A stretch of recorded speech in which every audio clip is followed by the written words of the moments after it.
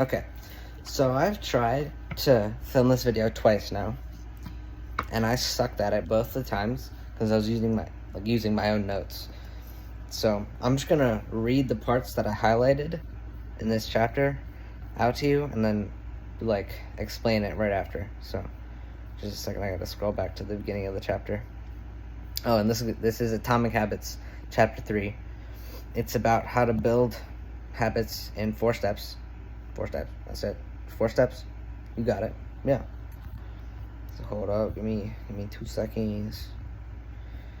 Okay. So the first thing I highlighted. Hold on a second.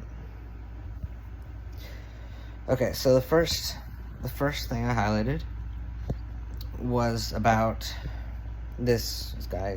I forget his first name, but his last name was Thorndike, and he created this cat study where the cats were placed in a box, and that box had a bunch of not secret compartments, like levers and buttons and stuff that you could press, or like that the cats could press, and only one of the buttons or levers, I forget if it was a button or a lever or some other thing, opened the door to let the cats out of the box and to the treats. You know what I'm saying? So the first 20 trials went like this. It took the first cat 160 seconds, not the first cat, the first attempt from the cats, 160 seconds, then 30 seconds, then 90 seconds, 60 seconds, 15 seconds, 28, 20, 30, 22, 11, 15, 20, 12, 10, 14, 10 again, 8, 8, 5, 10, 8, 6, 6, 7. So, one thing.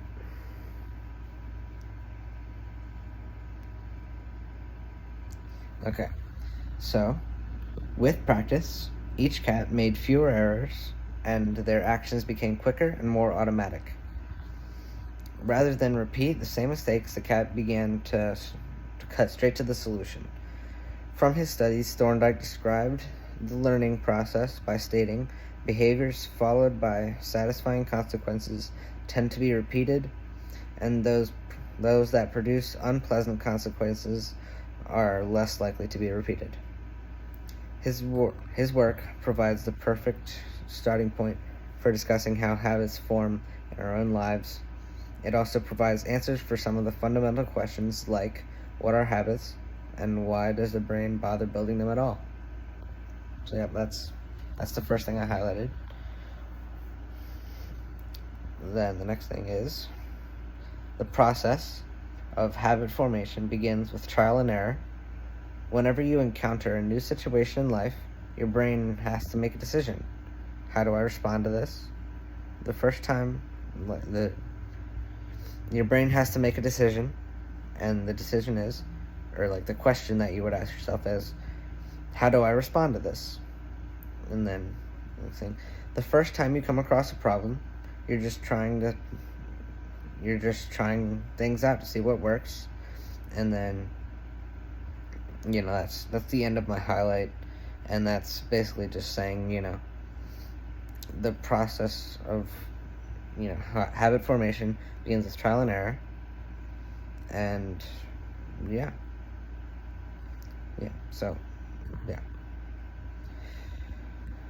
okay, so this is a big one.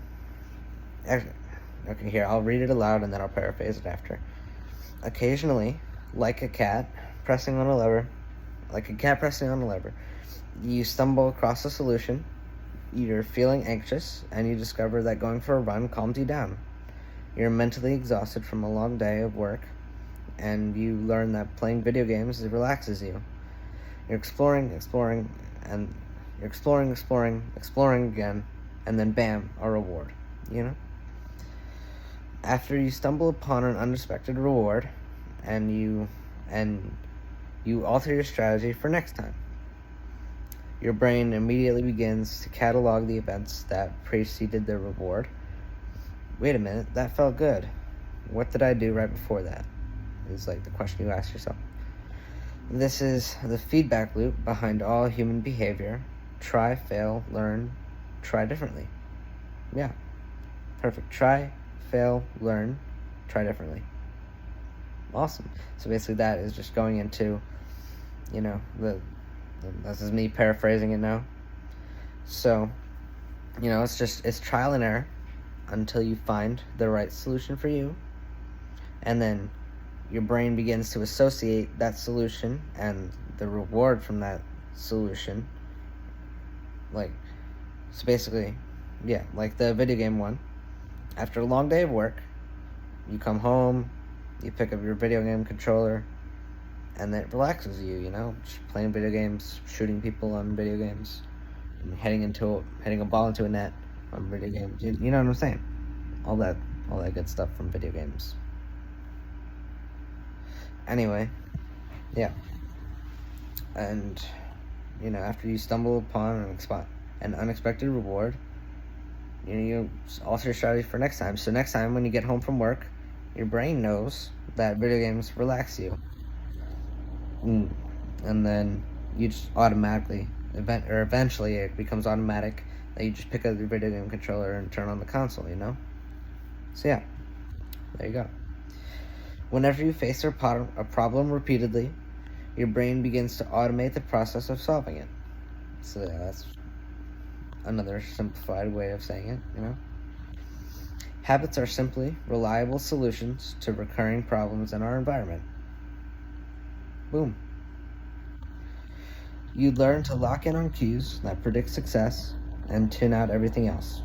When a similar solution arises in the future, you know exactly what to look for, and there's no longer a need to analyze every angle of a situation. Your brain skips the process of trial and error and creates a mental rule: if this, then that. These cognitive scripts can be followed automatically whenever the situation is appropriate. Now, whenever you feel stressed, you get the itch to run. As soon as you walk in the door from work, you grab the video game controller. A choice that once required effort is now automatic, and a habit has been created. Boom. Just like that, habit. You know what I'm saying? So yeah, basically it's just saying you lock in on the things, or like you focus in on the things that give you a reward that is desirable, and you just tune out everything else. Just everything goes out the door, you send it home crying. Yeah? Good. It's all about trial and error. Yeah. The primary reason the brain remembers the past is to better predict what will work in the future.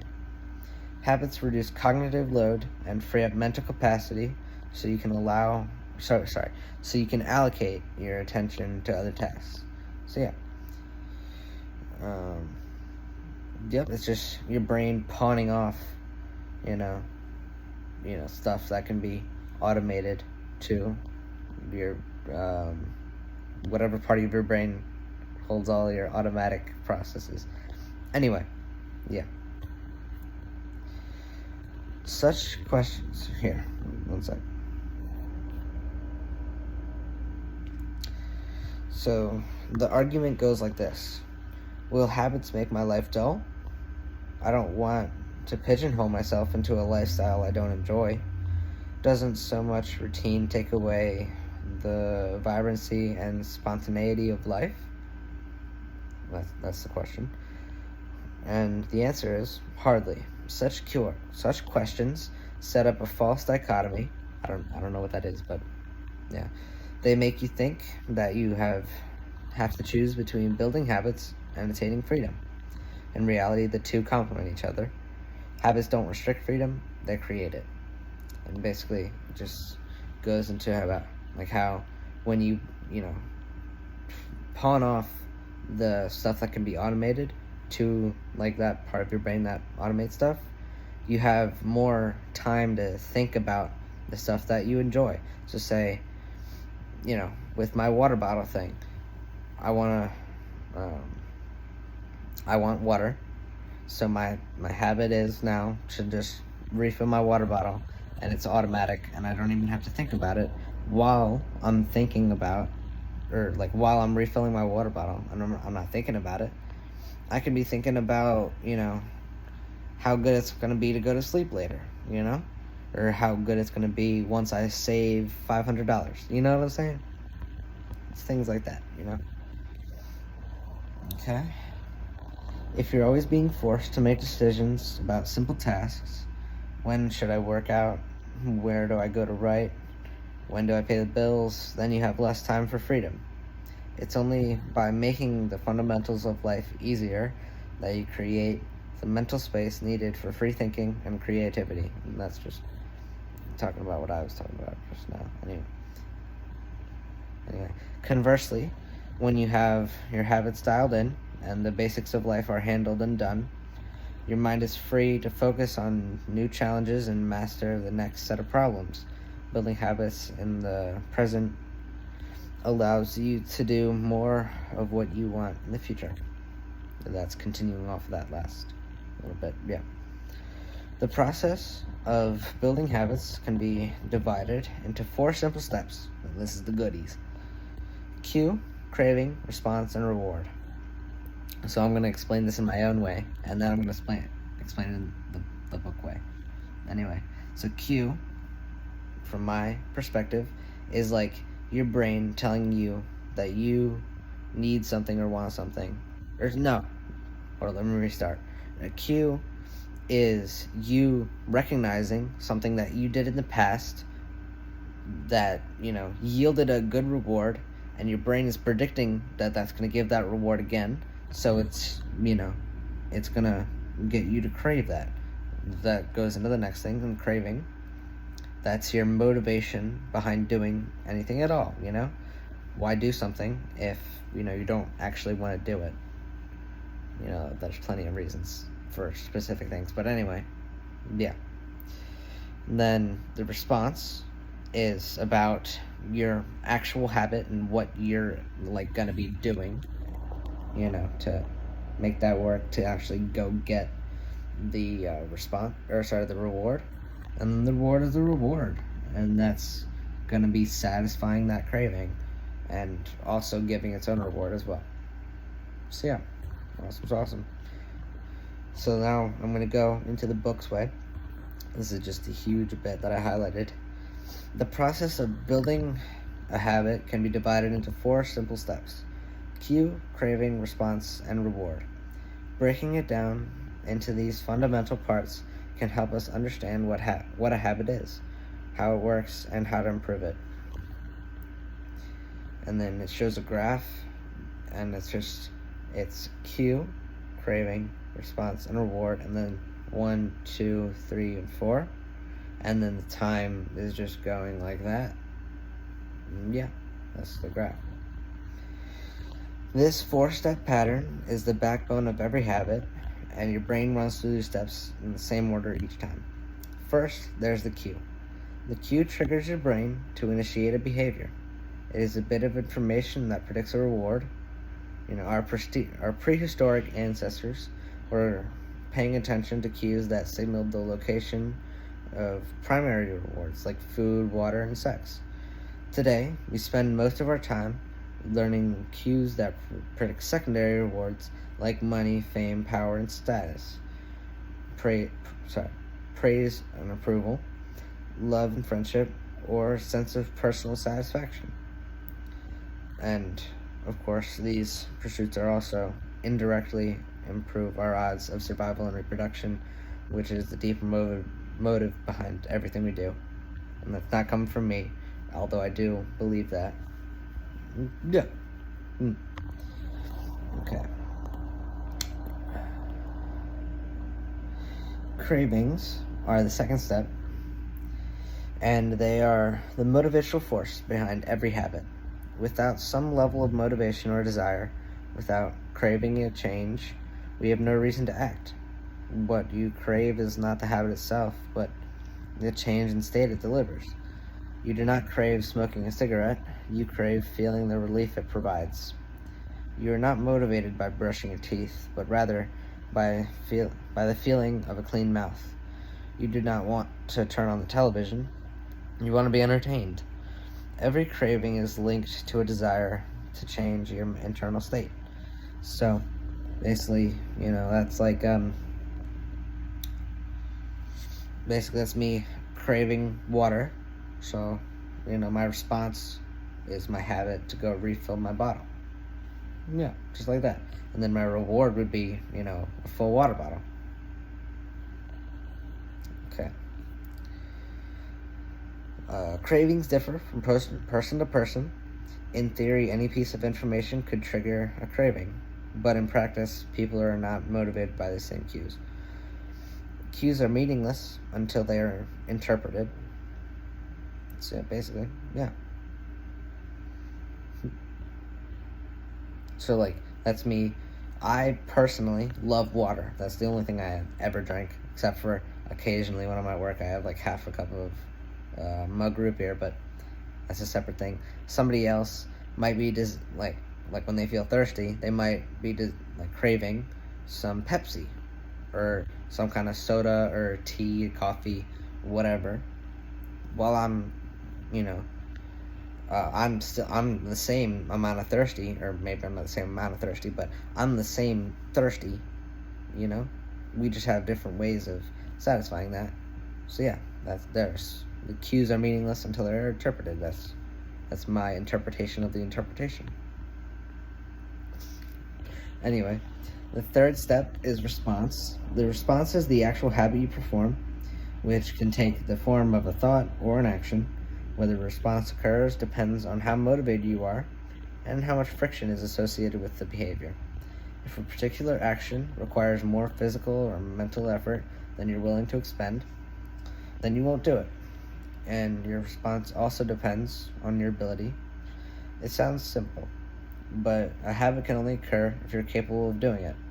And then the example that the book provides is if you want to dunk a basketball, but you can't jump high enough to reach the hoop, well, you're out of luck, and you won't be able to dunk the basketball. Finally, the response delivers a reward. Rewards are the end goal of every habit. The cue is about noticing the reward, the craving is about wanting the reward, and the response is about attaining the reward. We chase rewards because they serve two purposes. They satisfy us, and they teach us. The first purpose of rewards is to satisfy your craving. Yes, rewards provide benefits on their own. Food and water deliver the energy you need to survive. Alright. But the more immediate benefit is that rewards satisfy your craving to eat or gain status or win approval, at least for a month. At least for a moment. Not for a month for everything, Wish it was for a month. But anyway. Where was I? Oh, there we go. Rewards deliver contentment and relief from craving. Second, rewards teach us which actions are worth remembering in the future. Your brain is a reward detector as you go about life. Your sensory nervous system is continuously monitoring which actions satisfy your desires and deliver pleasure. Feelings of pleasure and disappointment are part of the feedback mechanism that helps your brain distinguish useful actions from useless ones. Rewards Rewards close the feedback loop and complete the habit cycle. If a behavior is insufficient in any of the 4R stages, it will not become a habit. Okay. So if you eliminate the cue, your habit will never start. You'll never feel the need at all, to recognize that there will be a reward. You know what I'm saying? It will not become a habit. It'll never start. Reduce the craving, and you won't experience enough motivation to act. Make the behavior difficult, and you won't be able to do it. And if the reward fails to satisfy your desire, then you'll have no reason to do it again in the future. Okay, and then the habit loop. it goes Q at the. It shows a graph. It's has 4 sections. It's divided by like a cross. The top left one is Q, then craving, then response, and then reward, and then it goes back. It has like a circle in the middle. It starts with the Q, and then it goes in a circle around to craving, to response, to reward, and then it has an arrow going back to Q, and then yeah, it just repeats. Yeah, Carmen, stop.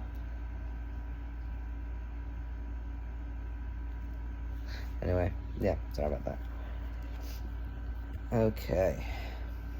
Together, these 4 steps form a neurological feedback loop. Cue, craving, response, reward. Cue, craving, response, reward. That ultimately allows you to create automatic habits. This cycle, known as the habit, is known as the habit loop. We split these 4 steps into 2 phases: the problem phase and the solution phase. The problem phase includes cue and the craving, and it is when you realize that something needs to change. The solution phase includes the response and the reward, and it is when you take action to achieve the change you desire. And then it has a little graph. It has, or not a graph this time, it's like a text table thing. So it's got the first little bit is named problem phase, and then in its own section it has cue and craving as number 1 and 2, and solution are under it, and then it has its own text box, and it has 3 and 4 reward and response. So yeah, that's how it's divided. We're straight in the middle. All behavior is driven by the desire to solve a problem, and sometimes the problem is that you notice something good and you want to obtain it. Sometimes the problem is that you're experiencing pain and you want to relieve it. Either way, the purpose of every habit is to solve problems you face. And, some things differ from this, but that is the things that differ are addiction and stuff like that. But, yeah, put it to the side.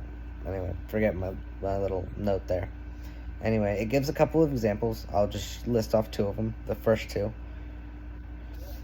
The cue for this one is your phone buzzes with the brand new text message. The craving is you want to learn the contents of the message. Third, the response, you grab your phone and read the text. And the reward is you satisfy your craving to read the message. Grabbing your phone becomes associated with your phone buzzing. And actually, I just learned what a cue was. I didn't really know, and I think you guys could tell.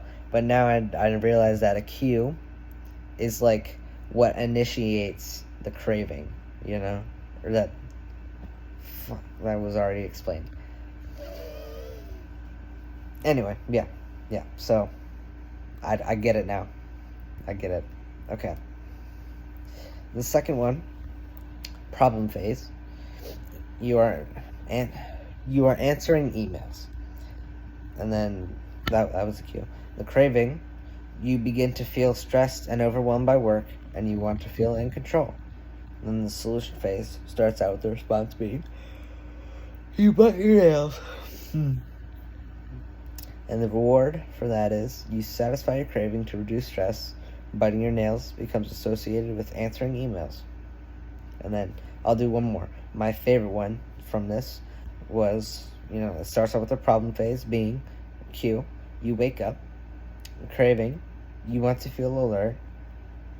Then this continues to the solution phase. Can't talk right now. Anyway. The response. You drink a cup of coffee. And the reward is you satisfy your craving to feel alert. And drinking coffee becomes associated with waking up. That one really got to me the most, because a lot of the people in my family are caffeine addicts. It's terrible watching them. They're like fidgeting without it so much. It's like they have like an ADHD or something. Not that I know what that is, but I know what ADHD is, but I don't know what it stands for. Moving on, that I get sidetracked easily. And after decades of mental programming, we automatically slip into these patterns of thinking and acting. In the following chapters, we see time and time again. We will see time and again how the 4 stages of cue, craving, response, and reward influence nearly everything we do each day. But before we do that, we need to transform these 4 steps into a practical framework that we can use to do that. What?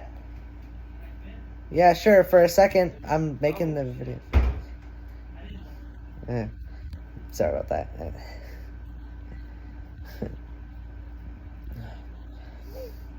Okay. Yeah, but before we do that, we need to transform these 4 steps into a practical framework that we can use to design good habits and eliminate bad ones. So that's this next bit. And he refers to this framework as the 4 laws of behavior change. Yep. It provides a simple set of rules for creating good habits and breaking bad ones. So, how to create a good habit? The first law is cue, and that's make it obvious. The second law is craving. You already know, I've repeated it so many times. It's cue, craving, response, reward. The first law is make it obvious. The second law is make it attractive. Third law, make it easy. And the fourth law, make it satisfying. We can invert these laws to learn how to break a bad habit. The inversion of the first law, make it invisible.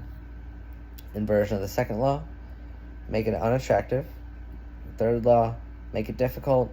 Fourth law, make it unsatisfying. Boom, boom, boom, boom, boom, boom, boom, boom, boom, boom. There you go. Got it.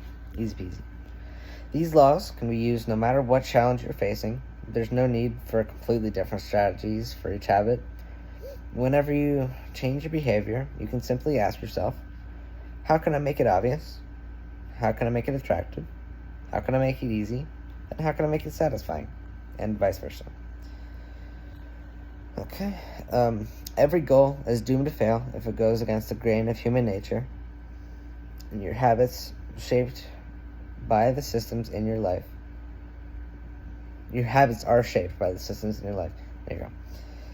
In the chapters that follow, we will discuss these laws one by one and show how you can use them to create a system in which good habits emerge naturally and bad habits wither away. And then the chapter summary, let's go through it real quick. It's only 4 bullet points. Just real quick. A habit is a behavior that has been repeated enough times to become automatic. The second bullet point is the ultimate purpose of habits is to solve the problems with as little energy and effort as possible. Third, any habit can be broken down into a feedback loop that involves 4 steps: cue, craving, response, and reward. The 4 laws of behavior change are a simple set of rules we can use to build better habits. And they are: 1, make it obvious. 2, make it attractive. 3, make it easy. And 4, make it satisfying. So yeah, that's that. And then in the chapters that follow this, it's going to be about like each law, then he's going to go into it in specific. And actually, I just decided while recording this, because I've just realized how shady and uncoordinated this is, because I don't have the full story in my head yet, you know? So what I'm going to do, I'm going to finish reading the book, and then I'm going to make one huge video that you guys can break into your own sections if you'd like. And it's going to be me dumping all the information I have out to you guys. So yeah, it was an easy 30 minutes, yeah? I hope you guys enjoyed. I was thinking of doing like a coaching thing, so I could be like a mentor to somebody. So if anybody wants that, probably not right now, because you see how, how uncoordinated I am. But if you guys in the future think I'm worth it to be a mentor for you guys or for other people, just put that in the comments. Right now I'm small enough where I can just read and respond to every single one. Not that I'm getting any, but you know. uh, yeah. Just put that in the comments if you want to be mentored and stuff. It'll cost a little bit, but yeah, I'm not gonna charge you too much because of my current skill level is not to the scale I would like it to be just yet. But yeah, I'm gonna do like coaching stuff. Eventually, long term, like thinking long term, I'm gonna create like a community because eventually I'm gonna grow. You know, if I'm gonna have like some subscribers and stuff, I can't wait for that to happen, man. Because I'm gonna get there. I ain't gonna quit. Oh. But anyway, I'm gonna create like an online community for you guys, probably on like Discord or something. But yeah, see you later. Bye.